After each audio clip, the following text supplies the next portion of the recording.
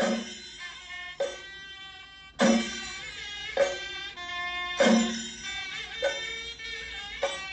everyone, welcome back to Sports Kathi. Today we are back with Karan, Bhanu and Rohit discussing about the second test at Chepauk, England tour of India.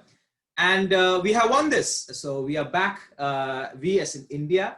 And if you look at the performances, you could see that Indian spinners did perform really good, especially Ashwin.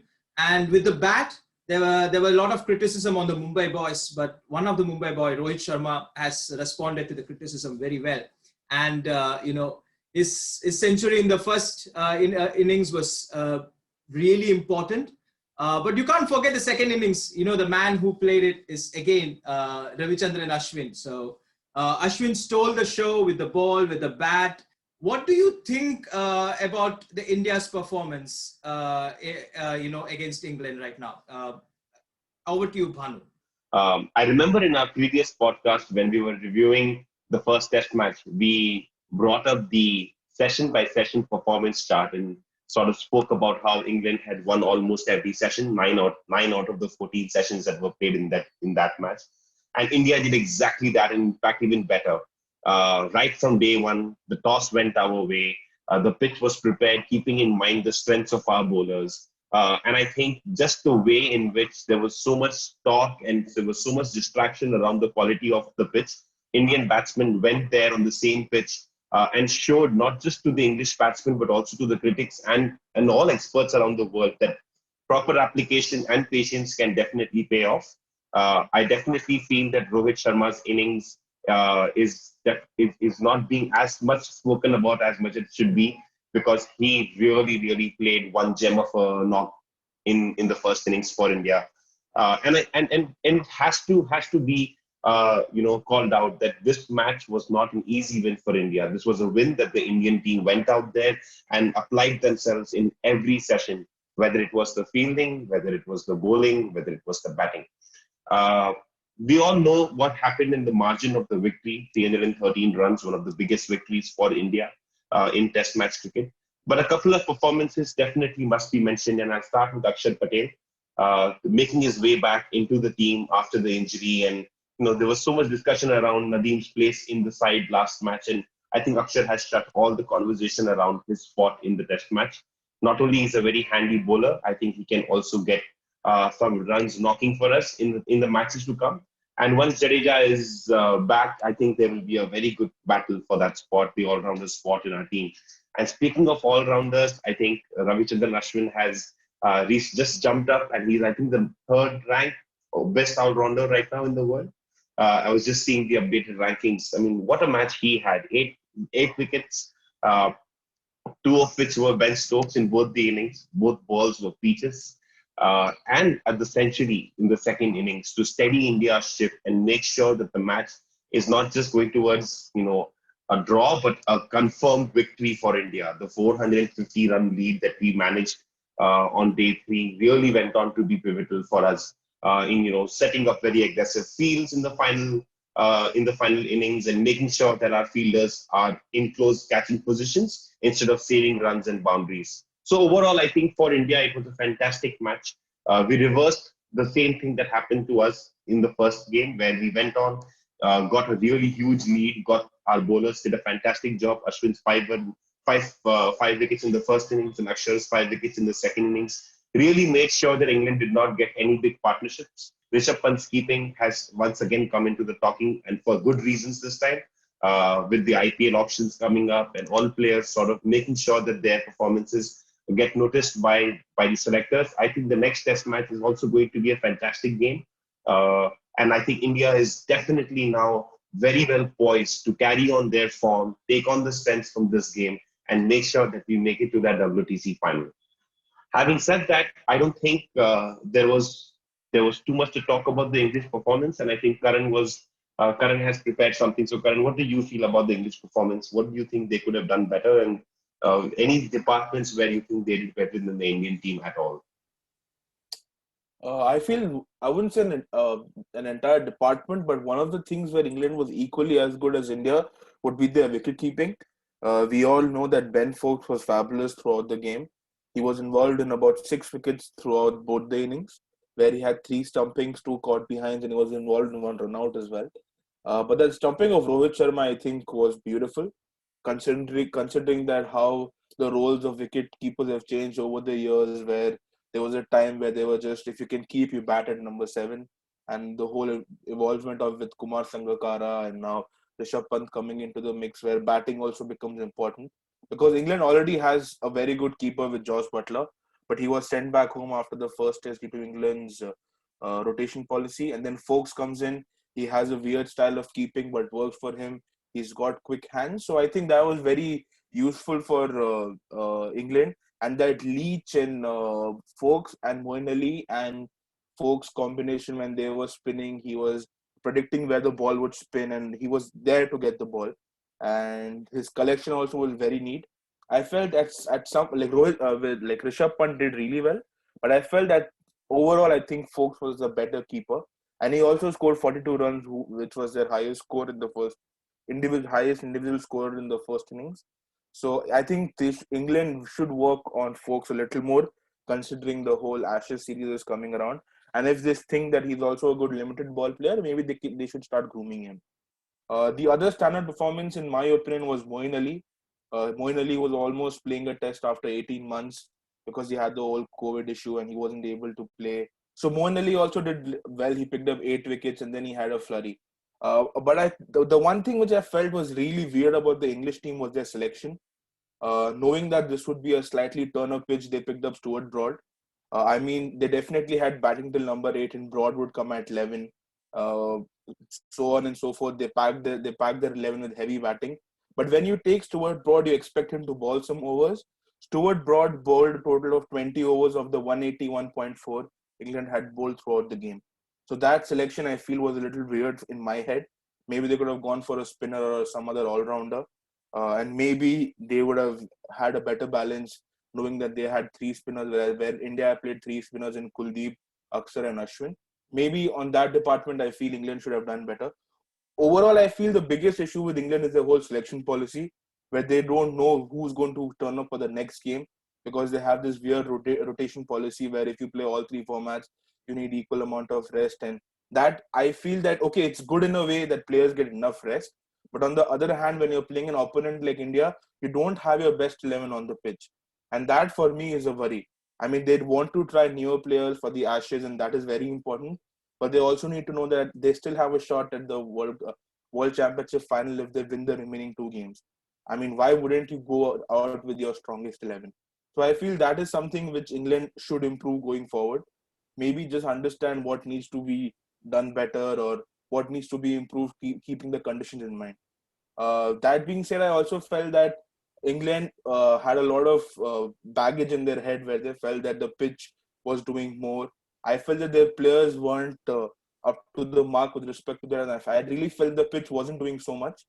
Uh, I would give it over to Rohit. I think he would continue and talk a bit about the pitch and the whole English mentality when it comes to the way the pitch behaved.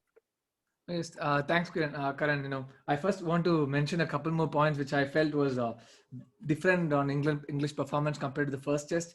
Because in the first test, when we did the review after the first test, we told that how well Root batted, and how well he played spin and the way he swept and reverse swept and put our bowler, line. They threw our bowlers lineup off. But here I felt, they really struggled. Okay, there were a couple of innings really to take apart and say that maybe Foakes played well in the first innings. Okay, maybe Root in the second innings, but that's all. They otherwise a 20 batsman or 22 batsman really struggled to bat.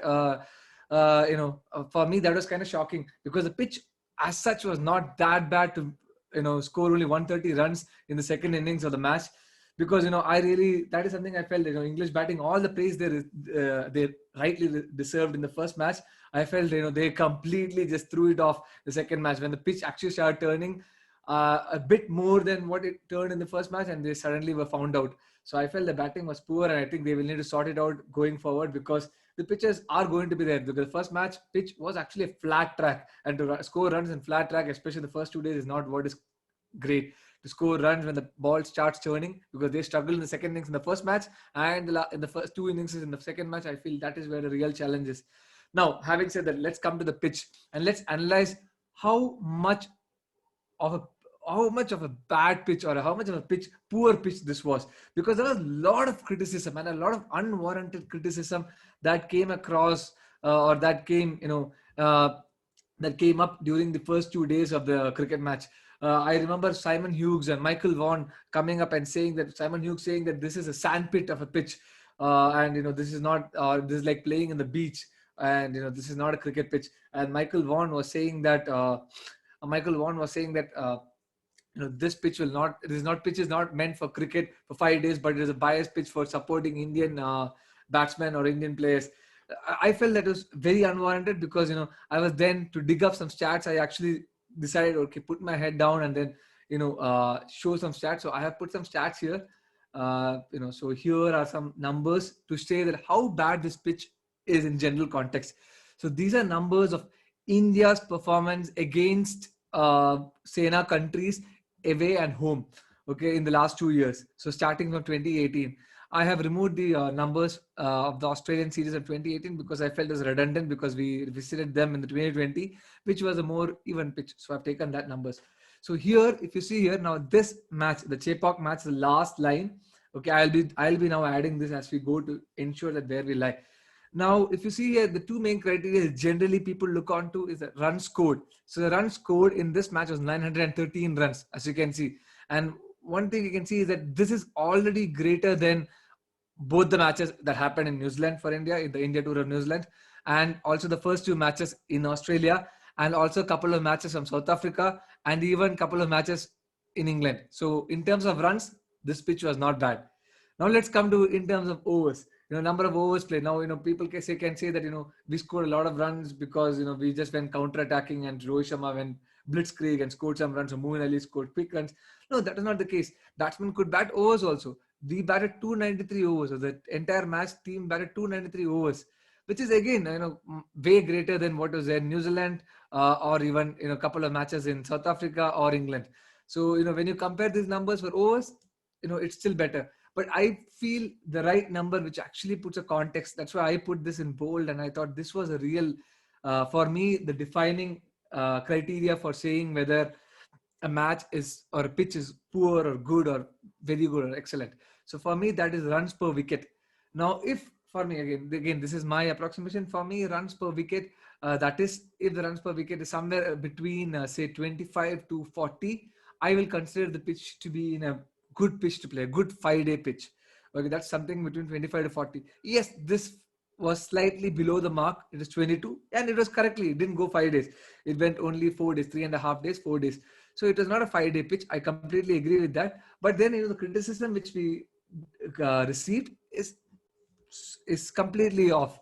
Because if you see here, the Australian pitches, many of them did not have 25, not just Australia, New Zealand, England, South Africa. Most of the matches did not go for that, what I call as the 25 runs per wicket criteria. So for that matter, this one, I would say is a 4-day wicket, but 4-day wickets are always interesting. It was not a rank turner which match got over in 3 days. For example, this Lord's match here, 170 overs. Now that was a poor pitch, I would say. And I did not hear any criticism at that point when India struggled and got all out for 35 overs in the first day at Lord's. But we were all blamed, saying that we were not able to bat well in swinging conditions, and that was our inability. And this is exactly what I want to point out, that what happened here, where India went on to score 330 runs and 280 runs in the second innings, England collapsed for under 200 in both the innings. That was the pure inability of the English batsmen, and also the amazing spin bowlers we have. Bhanu touched upon how good Ashwin was, how good Akshay Patel was. Yes, I think those bowlers deserve a lot of credit. Yes, these tracks support spin bowling, but we just showed that any Moeen Ali and Leach cannot come and bowl here and get wickets or get wickets cheaply. So this wicket here was assisting the spinners, but definitely these players here deserved a lot of credit. So having said that, I think Karan wanted to add something upon the performance here. So let me just hand it over back to Karan. Karan, back to you. Yeah, thanks, Rohit. beautiful analysis over there. It made sense that it wasn't a rank turner. I think it was a decent wicket. The other thing I wanted to add was the sweep shot, which you've been talking about. We said that England, and especially Joe Root, they did very well when it comes to sweep shot in the first test. But I think in the second test, what happened is a lot of their players were trying to play the sweep shot, and I think they were just forcing on that sweep shot, and a lot of them got out that way. I remember Folks got out with that.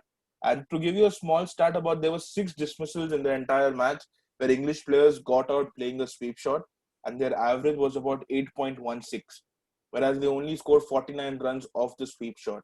So I feel that even though England has come prepared to the Indian series, they only have one weapon in their arsenal to tackle spin bowling, which is a sweep shot. And like in the first test, it worked on the first and the second day when the pitch wasn't turning that much. But the second the pitch starts turning, I don't feel that the English players are equipped enough when it comes to playing the sweep shot. Maybe Root looked good and he had an off day.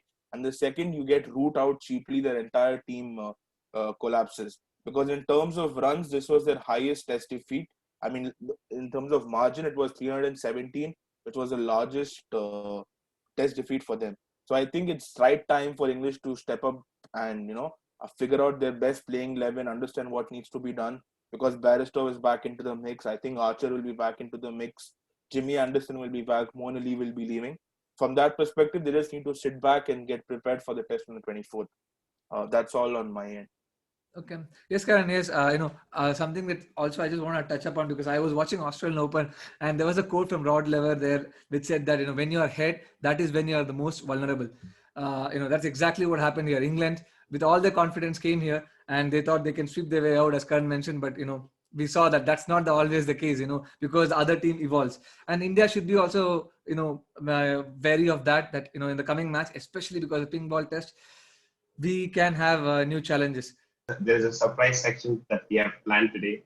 We have a special fan who is going to join us. Let me give some introduction about him. He's one of our most beloved friends, Rohit, Vaishakh, and I know him for a long time.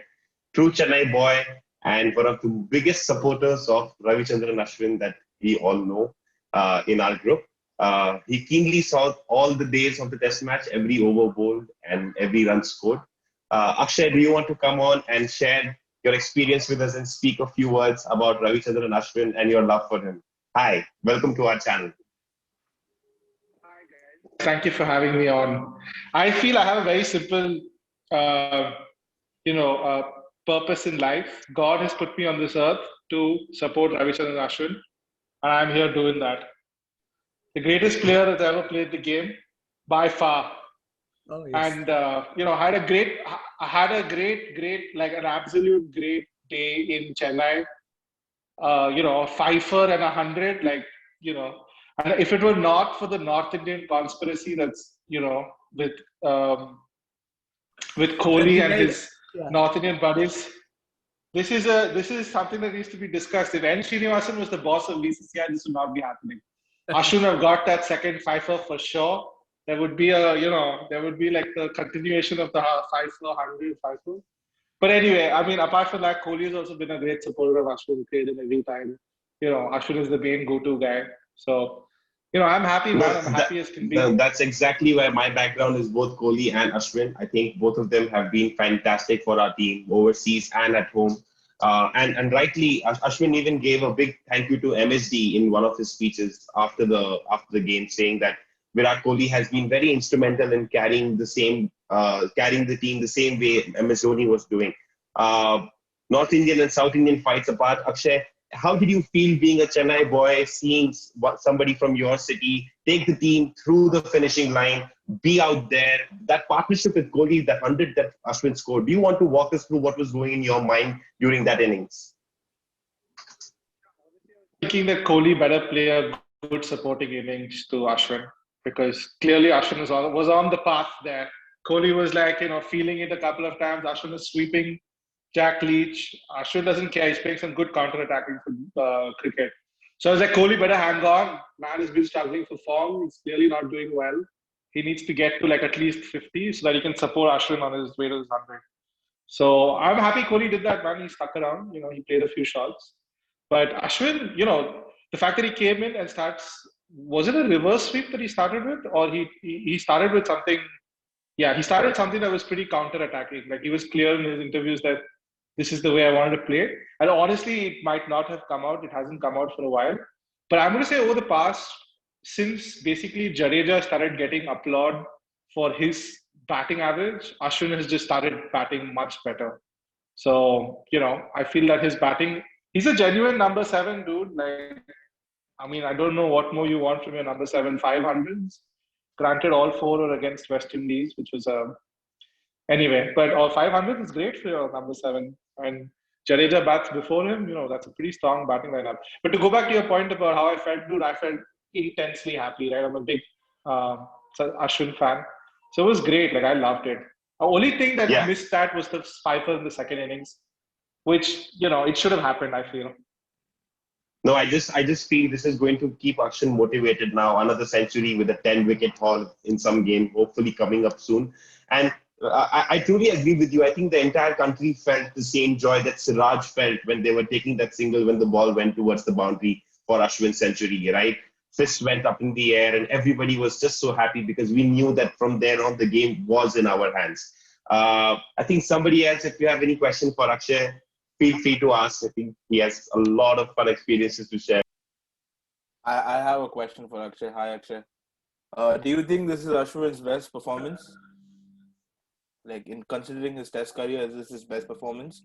I mean, 105 runs and 8 wickets. What do you think? It's recency bias, right? Like, I loved Ashwin's and Vihari's innings in the third test as well against Australia. Like, I loved it. Although he didn't have a great performance, that last bit was... So there's a recency bias, right? In our heads, probably one of the greatest test matches ever was the one against Australia in the fourth. So, I obviously, you don't score 100 and a fifer every day, right? So this is probably one of his, one of his best. The pitch helped, of course, but you're an Indian spinner, man. Of course, you're going to get help from the pitch. Akshay, we hope to have you back once again for the coming podcast and the coming talks. It's great to have you on our show with the true enthusiasm and love for the game that you bring. We hope to see you soon here again. And over to you, Vaishakh. Any closing comments on in this episode? If there's anything else you want to add, please feel free. And as much as we speak about Ashwin, I don't think it's enough. I mean, he has performed one of the best innings, if I'm right. As he said, 500s, and 400s are against West Indies. But the more important thing is this is not just against England. It's on one of the spinning tracks. Yeah, sure. I think all of you fans will be looking forward to the auction that is coming up tomorrow. We hope you keep your eyes on that one. We'll share the updates once we have them for you. And look forward to our preview of the next game next week. And until then, I hope you all... Yeah. Sorry. Just saying that Ashwin should probably be the, the star at the auction. So we'll watch out for that as well for the Ashwin fans. Sorry to close your wrap up. Please go ahead. No worries. No, I think more than Ashwin, we all will have eyes on our favorite teams to see, what the squad is going to look like within the IPL. But till then, all of you take care, stay safe, and we hope to see you soon. Subscribe to our videos and our channels. Thank you.